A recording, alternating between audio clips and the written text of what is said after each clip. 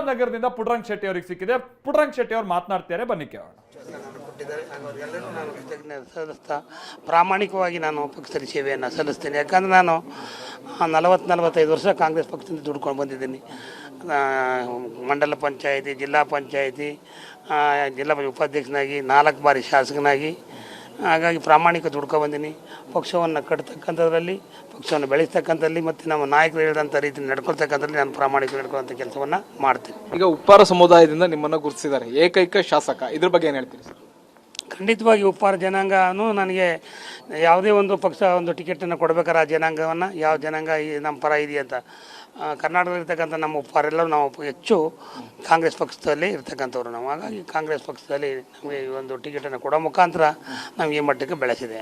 ಸರಿ, ಇನ್ನೊಂದು ಇಂಥದ್ದೇ ಖಾತೆ ಬೇಕು ಅನ್ನುವಂಥದ್ದು ಏನಾದರೂ ನಿಮಗೆ ಇಂಟ್ರೆಸ್ಟ್ ಇದೆ ಅಂತ, ಅದನ್ನು ಅಥವಾ CM ಏನಾದ್ರು ಹೇಳಿದ್ರೆ ನಿಮಗೆ ಇಂಥ ಖಾತೆ ಕೊಡ್ತೀವಿ? ಇಲ್ಲ ಕೇಳೋದು ನಮ್ಮ ಧರ್ಮ, ಕೇಳ್ತೀನಿ ನೋಡೋಣ. ಯಾವ್ದು ಕೇಳಿದಿರಿ ಸರ್? ನಾನು ಯಾವುದೋ ಅಂತ ಹೇಳಲ್ಲ, ಕೇಳಬೇಕು ಅಂದ್ರೆ ಯಾವ ಸಾರಿ ನನಗೆ ಹಿಂದುಳಿದ ಖಾತೆನ ಕೊಟ್ಟಿದ್ರು, ಅದು ಬದಲಾಯಿಸ್ಕೊಡಿ ಸರ್ ಅಂತ ಕೇಳ್ತೀನಿ.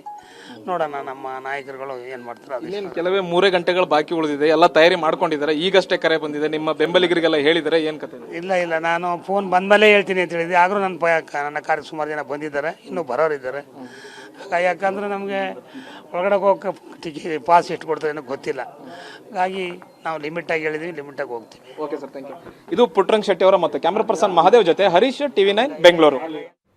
ಪುಟ್ಟರಂಗ ಶೆಟ್ಟಿ ಅವರು ಅದನ್ನೇ ಹೇಳ್ತಾರೆ, ನನಗೆ ಅವಕಾಶ ಸಿಕ್ಕಿದೆ ಅಂತ. ಸಿದ್ದರಾಮಯ್ಯನವರ ಮೊದಲ ಅವಧಿಯಲ್ಲಿ ಅವರು ಸಚಿವಗಿರಿ ಪಡೆದಂಥ ಸಂದರ್ಭದಲ್ಲಿ ಈ ವಿಧಾನಸೌಧದಲ್ಲಿ ಏನೋ 25 ಲಕ್ಷ ರೂಪಾಯಿ ಕ್ಯಾಶ್ ರೈಡ್ ಆದಾಗ ಅವ್ರ ಹೆಸರು ಕೇಳಿಬಂದು ಲಂಚದ ಆರೋಪ ಮಾಡಲಾಗಿತ್ತು.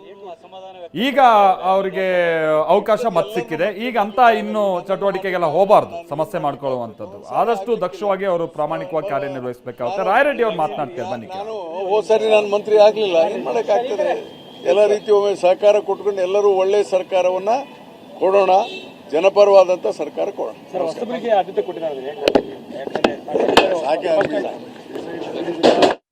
ರಾಯರೆಡ್ಡಿ ಅವರು ಮುಖ್ಯಮಂತ್ರಿಗಳ ಆರ್ಥಿಕ ಸಲಹೆಗಾರರಾಗಿದ್ದಂಥವ್ರು. ಆ ಆರ್ಥಿಕ ಸಲಹೆಗಾರ ಪೋಸ್ಟ್ ಸಿಗೋಕ್ಕಿಂತ ಮುನ್ನ ಸರ್ಕಾರದ ಮೇಲೆ ಉರಿದುರಿದು ಬೀಳ್ತಾ ಇದ್ದಂಥವ್ರು ಇದೇ ರಾಯರೆಡ್ಡಿ ಅವರು. ಅವ್ರಿಗೆ ಸ್ವಲ್ಪ ಸಮಾಧಾನ ಮಾಡಲಾಗಿತ್ತು, ಈಗ ಸಚಿವಗಿರಿಯೂ ಸಿಕ್ಕಿದೆ. ಯಾವ ಜಿಲ್ಲೆಗೆ ಎಷ್ಟು ಸ್ಥಾನಮಾನ ಅಂತ ಬಂದಾಗ ಬೆಂಗಳೂರು ಅಗ್ರಸ್ಥಾನ 6 ಸ್ಥಾನಗಳು ಸಿಕ್ಕಂಗಾಗುತ್ತೆ, ಕಲಬುರಗಿಗೆ 3 ಸ್ಥಾನ ಸಿಕ್ಕಂಗುತ್ತೆ. ನೋಡಿ, ಕಲಬುರಗಿಗೆ 3 ಸ್ಥಾನ ಸಿಕ್ಕಿದೆ. ಹಿಂದೆ ಕೂಡ ಏನು ಧರ್ಮಸಿಂಗ್ ಅವರು, ಆಮೇಲೆ ಮಲ್ಲಿಕಾರ್ಜುನ್ ಖರ್ಗೆ ಅವರೆಲ್ಲ ಮೇನ್ ಸ್ಟ್ರೀಮ್ ಪೊಲಿಟಿಕ್ಸ್ ಅಲ್ಲಿ ಇದ್ದಂಥ ಸಂದರ್ಭದಲ್ಲೆಲ್ಲ ಆ ಭಾಗದಲ್ಲಿ ಬಹಳ ಮಂದಿಗೆ ಅವಕಾಶ ಸಿಕ್ಕಿದೆ.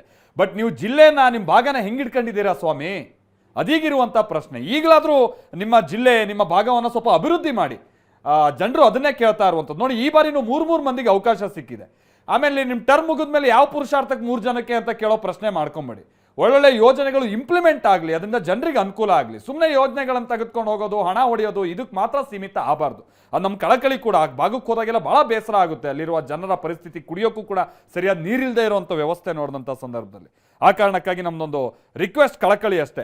ಇನ್ನು ಬೆಳಗಾವಿಯಿಂದ ಇಬ್ಬರಿಗೆ ಅವಕಾಶ ಸಿಕ್ಕಿದೆ, ರಾಮನಗರದಿಂದ ಇಬ್ಬರಿಗೆ ಅವಕಾಶ. ಅದು ಮುಖ್ಯಮಂತ್ರಿಗೂ ಸೇರ್ದು ಹೇಳ್ತಾ ಇರುವಂಥದ್ದು, ಅಥವಾ ಬೆಂಗಳೂರು ದಕ್ಷಿಣ ಕ್ಷೇತ್ರದಿಂದ.